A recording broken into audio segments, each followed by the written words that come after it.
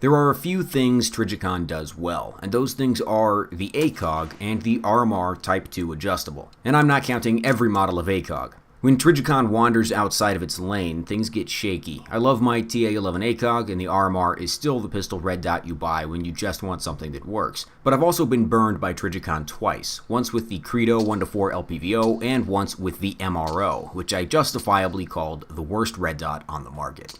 Well, I'm stubborn, and I have a learning disability, so I have a new Credo and a new MRO, and we're going to give Trijicon one more chance to earn my love. Let's start with the MRO. The whole point of the original MRO is that it has a wide field of view, which is generally a flawed concept. If you shoot red dots with both eyes open, the field of view comes from your other eye. Some reflex sights, like EOTech's, have large windows which don't improve your field of view, but they do allow you to get a sight picture from a hasty or improper cheek weld or shooting position. The MRO doesn't have that. The front window is big, 25mm, but the rear lens is still 20mm, the same as an Aimpoint T2 or a SIG Romeo 5. So in order to get a wider field of view or the illusion of a larger window out of the same rear lens, Trijicon had to get creative with the front lens, and that causes a ton of follow-on problems. The MRO isn't a true 1x optic. It behaves like an LPVO with the diopter set incorrectly. If you're right eye dominant and you raise the MRO up to your eye has to refocus to the optic like it would to an improperly adjusted scope. This is much more apparent when viewed under night vision. The glass of the MRO doesn't focus at infinity and neither does the dot, so you have to choose whether to adjust your night vision device to focus on the world around you, the glass of the MRO, or the dot of the MRO. So much for passive aiming. The MRO also has terrible parallax, worse than any other red dot on the market, which is most likely a side effect of that weird front glass. If the reticle is off-center in the window, you could be off-target by up to 6 inches at 100 yards. How did they manage that, you might ask, when the parallax distance is set at 100 yards? Only Trijicon could screw that up. And finally, the MRO kinda sucks with a magnifier. A lot of older red dots weren't really designed for use with a magnifier originally, so the dot tends to get a little smeared or diagonal once you zoom in on it. In my experience, the original MRO wasn't much worse magnified than an old Aimpoint or a cheap SIG or a Holosun, but it is worth pointing out. So why was it like this? I suspect Trijicon was feeling the pressure to have some kind of red dot offering in the market. There's a lot of brand loyalty in the firearms hobby. If you already like ACOGs and you're in the market for a red dot, you're probably going to look at Trijicon first. They could have pooped out a basic 20mm tube style micro red dot and collected the obligatory sales from the faithful, or they could make a red dot that was a little more on brand. Trijicon optics are known for wide field of view and redundant sources of illumination. They've mixed and matched fiber optic, tritium, and battery illumination in optics before. Aside from the fiber optic and tritium designs like the ACOG and the RX01 reflex sight, there was also the TX30 Tri-Power, which had battery, tritium, and fiber optic illumination. Their last reflex sight before the MRO was the SRS, which had a huge window and combined solar power with battery illumination. Those always looked like really kick-ass optics to me, but the MSRP was something like $1,200, which was obviously too much for the market to handle, and they didn't last very long before being discontinued. So what sets a Trijicon red dot apart from an Aimpoint red dot? Field of view, and thus we get the MRO. I bought my first MRO because I wanted a night vision capable optic, but I didn't want to shell out $800 for an Aimpoint T2. Well, I think you already know how I feel about that optic. But what about the MRO HD? I'd read on forums that the MRO HD solved the magnification and parallax issues of the original. But I was skeptical because the same ARFCOM boomers who said the MRO HD works great would then go on to say they also didn't have problems with the original MRO. However, if you remember back to the email I received from Trijicon about my issues with the MRO, they said that the HD had a different optical design, which might not cause the same problems. The thing that won me over is that I never see MRO HDs for sale on the secondhand market. That's a theory I have about gauging the hype versus reality of any product. There are tons of gently used MROs for sale, and I can't take credit for most of them. It was like that before I made my original video. If you see a lot of any given product for sale on the secondary market, it suggests that the hype and the marketing sells a lot of units, but the disappointing reality of ownership sets in pretty fast. The MRO HD is a very different optic than the original. Trijicon was able to fix the parallax problem, the zoom problem, and the focus issues with night vision. Basically, they turned it back into a normal red dot. Big stump is at 100 yards. Well, it's 98 according to my rangefinder. Target, dot, and background are all in focus. Parallax. Not bad. Not going to beat an EOTech, but not bad.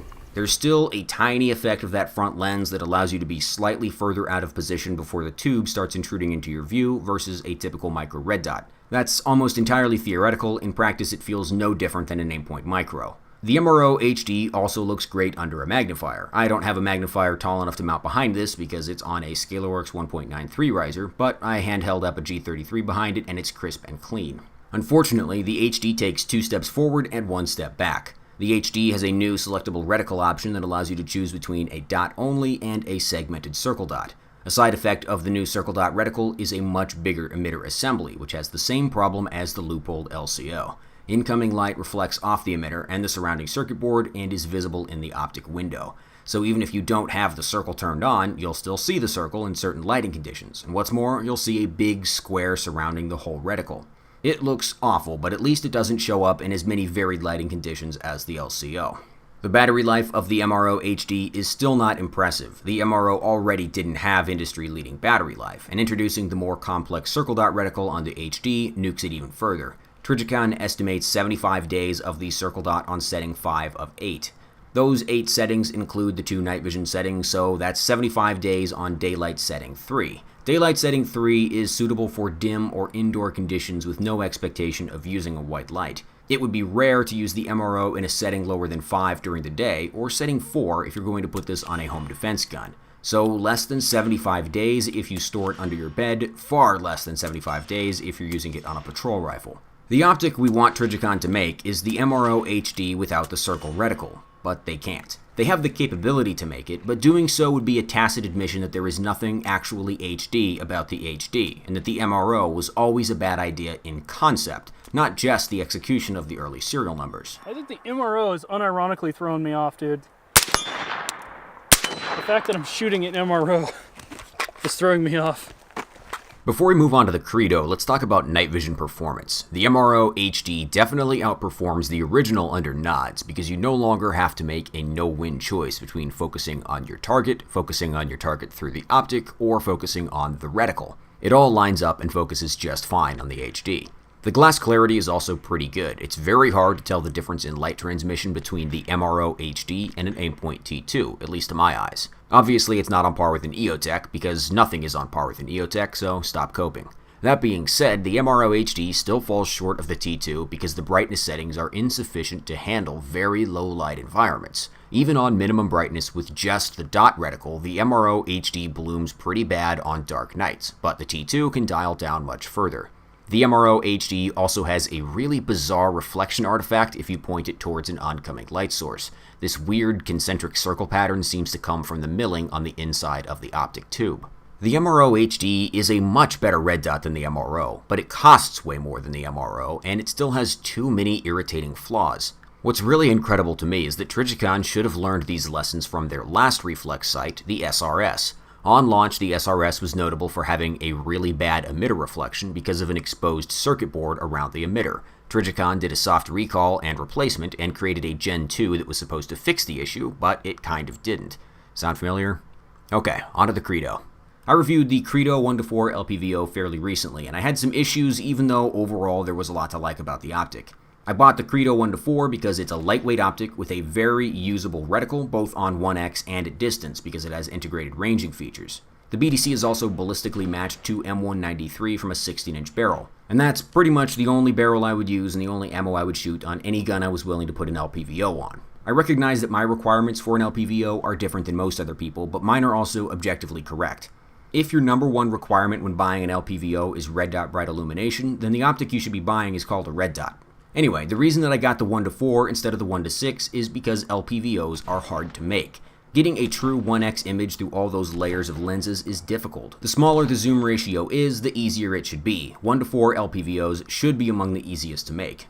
Some older 1:4 LPVOs, like the Vortex PSD Gen 1 or the Steiner PX4i or P4XI, I've never once gotten it right and I don't fucking care anymore.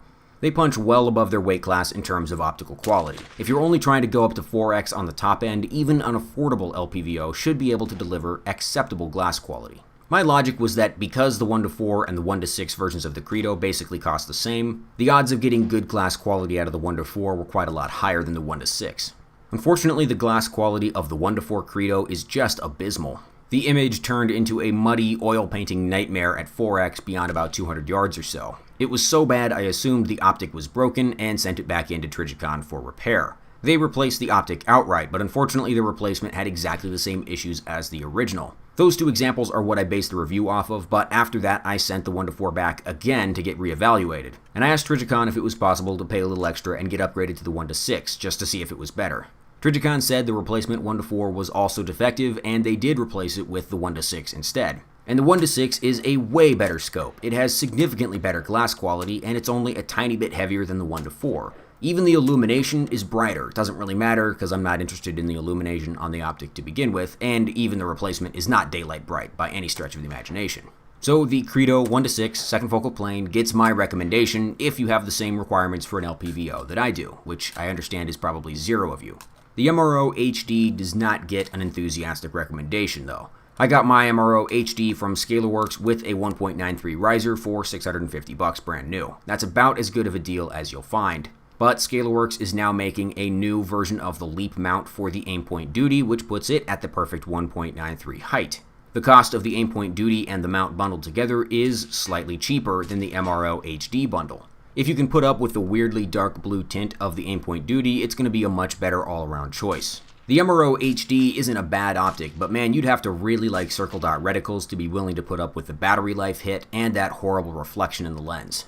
So does this mean I'm on Team Trijicon? No, I'm still a little bit pissed off. The 1-6 Credo second focal plane is a great optic, and the MRO HD is a pretty good red dot, but they still knowingly make and sell the bad versions of those optics. I don't hate Trijicon. There are very few companies I actually dislike. If you are a fan of a company, probably the worst thing you can do is lie about their products. First of all, it would be dishonest for me to recommend trash product from a company I like, and second of all, it would never incentivize them to improve their product, and eventually they will suffer from that. So I'll say to any company, including but not limited to Trijicon, that I have been negative towards, it's not personal, it's never personal, don't stop trying. When you get it right, I'll tell everybody who will pay attention.